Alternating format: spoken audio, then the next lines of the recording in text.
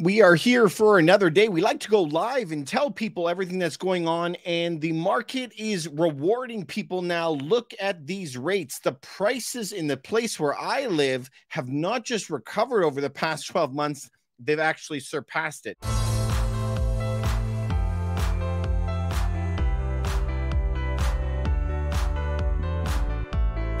We are shocked to see things like this, aren't we? I mean, I am. If we take a look at the prices just 12 months ago, the prices were just under 1.1 million. Currently, they're sitting at 1,130,000. Now, this is the average price. Can you believe that? Can you believe that we're even talking like this right now?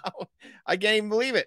So anyway, very interesting for me. I think that this is very interesting. Let's take a look at where we're sitting today. So the average prices are sitting at 1,130,000. That is crazy town to me. I can't believe that. So how do you think that this is going to go moving forward? Do we think that these prices are going to continue? I don't think so.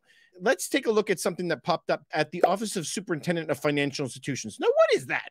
What on earth is that type of place? Because the OSFI kind of directs the Canadian banks, right? So if we go and take a look at their page, you can go right to their very first page. And on their very first page, there are clues of who these guys are. Number one, they say that you have to have 3% of your mortgages as a domestic stability buffer. What is that? Meaning if you have a mortgage of like $1 million, they have to put 3% or $30,000 and tuck it away as a safety, right? So all that money doesn't go out into the market as loan. That happened in December, you guys. But look at, if we go just down a little bit, it says right here, redefining how we approach risk. Now, number one, nobody knows about this website. Nobody has ever checked it for any reason. We're going to be doing a deep dive on it. But if you open it on their first page, it says, as such, we are willing to accept the orderly failure of a regulated institution. However, we have a low risk appetite for surprise failure. So they are telling you, how are the banks doing, David? Well, I don't know. Why don't you go to their own government website? We're willing to accept an orderly failure of a regulated institution. I mean, you can't make that stuff up, right?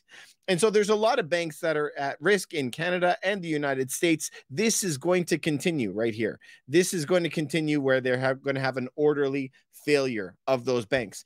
And the reason is it all comes down to loans. The United States have raised their rates 10 times and then followed by a pause.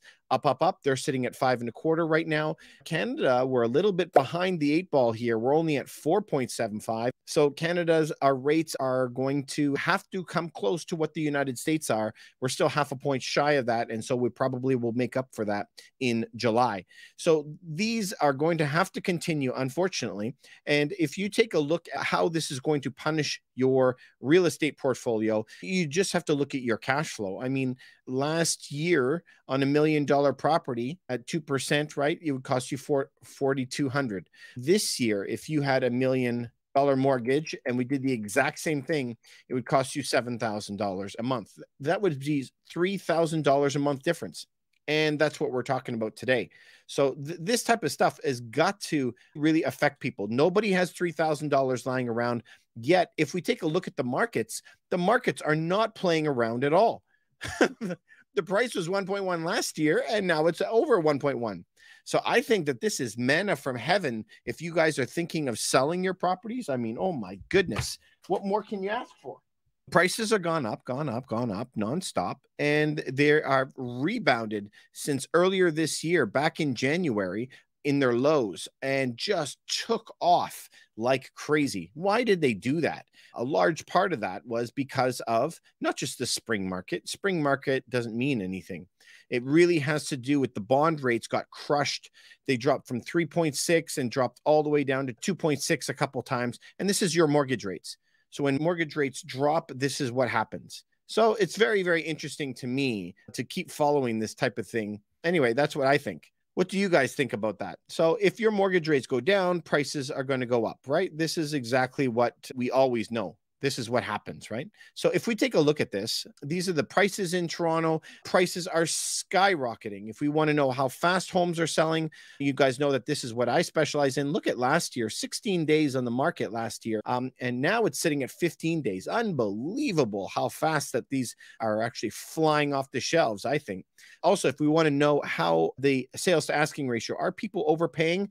They are overpaying like crazy, all the way up to 105% of asking. So people are paying over again. So if you guys have any questions for me, I would love to hear them. If you want to ask me any questions about what is happening, I'd like to know. If you like some of the stuff that we do, you can always reach out to us. A lot of people follow us in our hometown in Toronto, Canada. You can always reach out to me. It's a free consultation. If you're looking to sell your property in Toronto, you can sell your home for more money, faster, and less hassle.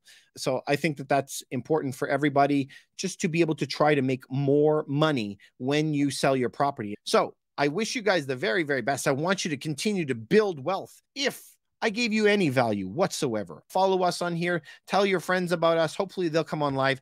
We try to give out a lot of content for free.